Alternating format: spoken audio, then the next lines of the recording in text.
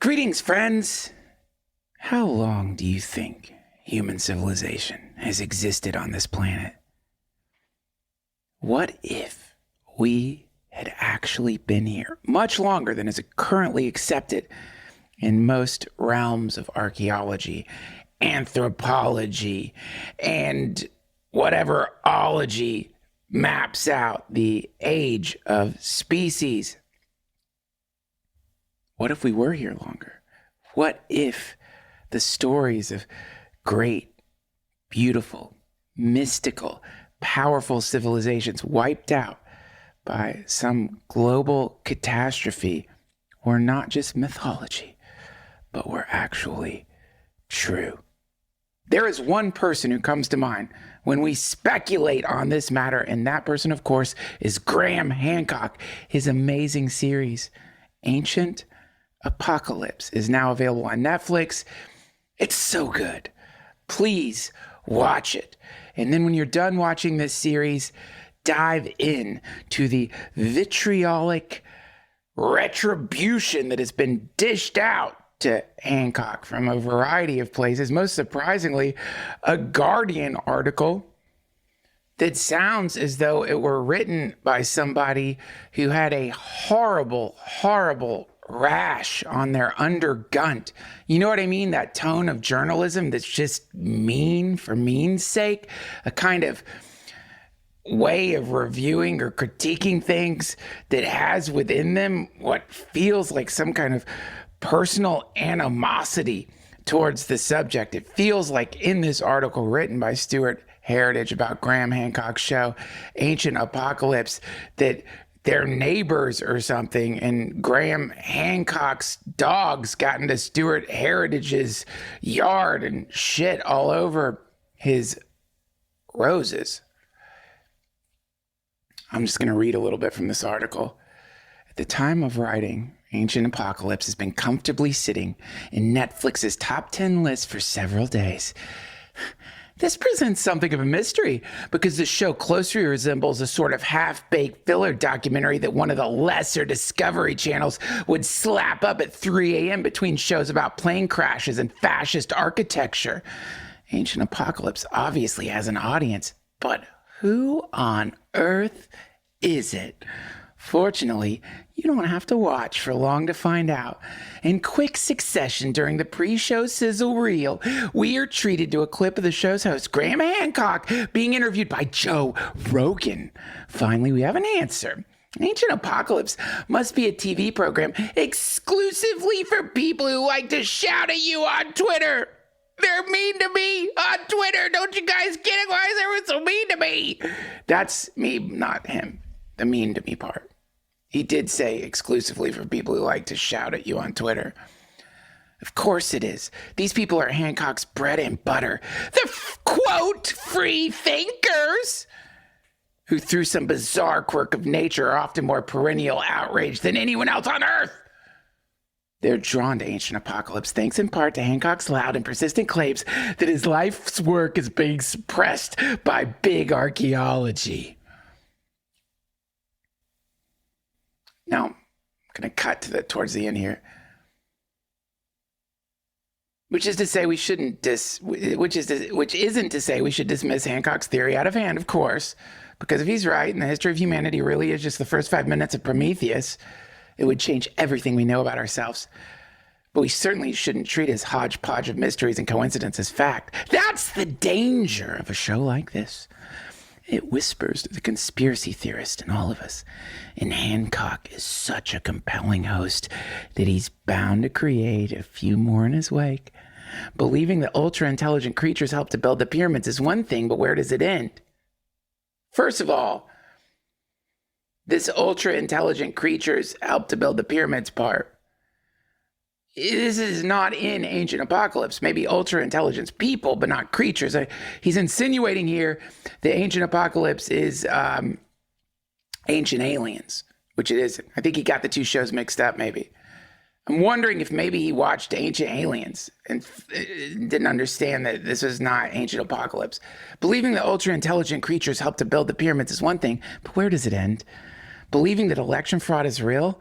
believing 9/11 was an inside job. Worse, if you were feeling particularly mean-spirited, now here comes true cowardly writing. Like, if you want to see cowardly writing, the way that he writes this is cowardly, because it's like this way of darting around the fact that he's the one saying it. It's a way that some mean journalists write to avoid seeming like they're the ones being the asshole.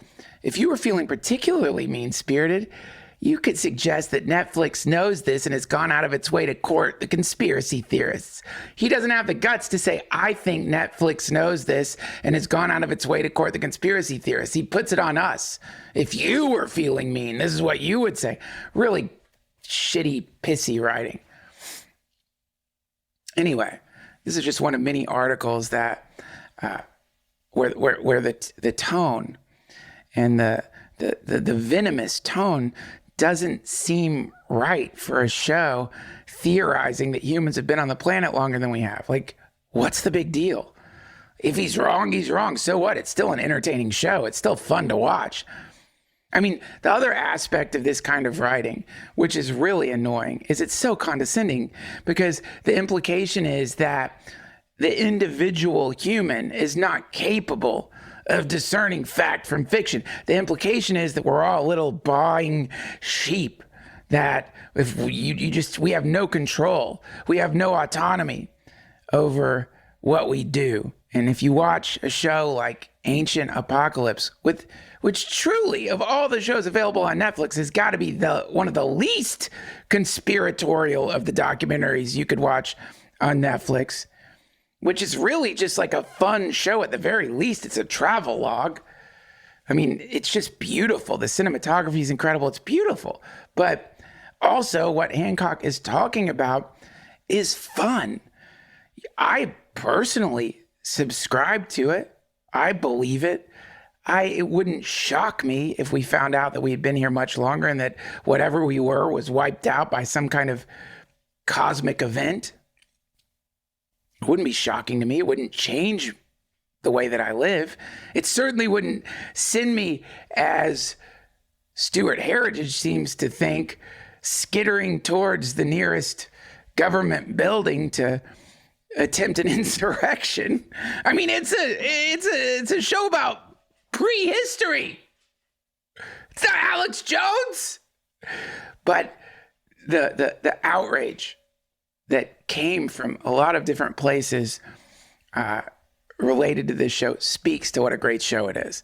And that's how you know something's good, is if it stirs up people like Stuart Heritage and some of the folks that we discuss in this conversation with Graham Hancock, to the point that they express intellectual outrage, which is one of the funniest forms of outrage.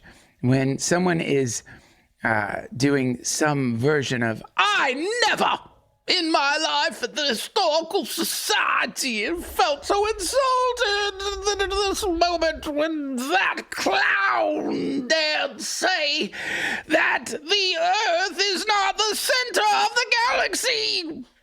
We know the sun orbits around the Earth. It's very funny, and quite often people express intellectual outrage are shown to be wrong. But sometimes they're right. Regardless, I love it.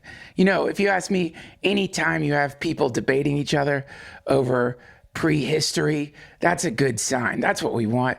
That's nice. It brings us all together.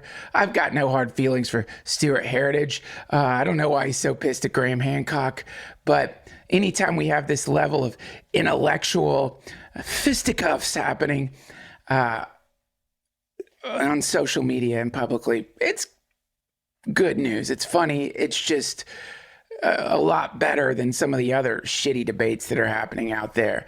And so, regardless, Ancient Apocalypse, you got to watch it. Read some of Hancock's books. He also writes wonderful fiction, too. He's just a brilliant author, and he's a wonderful person. Having had the good fortune to have a few conversations with him, he just radiates warmth and sweetness and a kind of like beautiful seriousness regarding his theories, and I just love him to death. And if you have yet to cross paths with him, I think you are going to love him too. He's right around the corner. But first, I want to invite you to join the DTF Patreon. It's patreon.com/DTFH. Sign up.